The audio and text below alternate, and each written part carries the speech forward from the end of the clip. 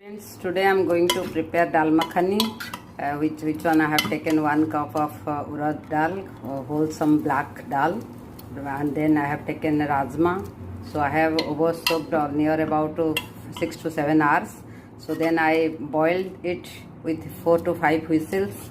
I have added here the cinnamon seed, turmeric, and then I have added also the bay leaf, the elaichi, the star anise, everything I have added here.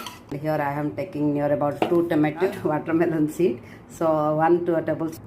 Sorry, here one tablespoon of watermelon seed also, and 2 tablespoon I am taking.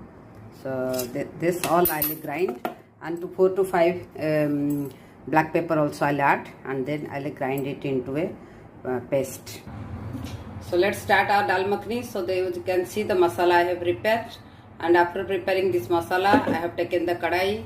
The kadai is now hot, so I'll apply a little bit amul butter, add little bit cumin, pinch of hing, add the masala.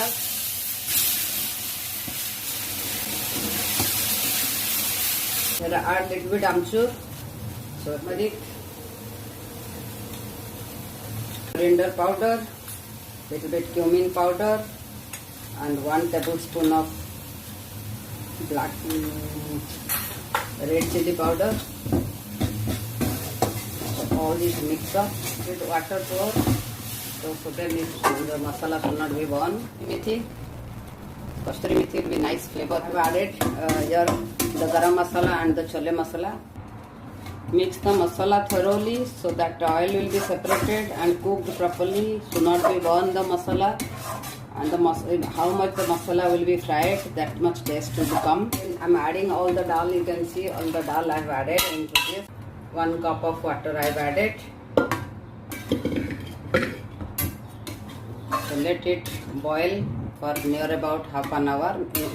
In between you can mix up. So after half an hour you can see the texture of my dal.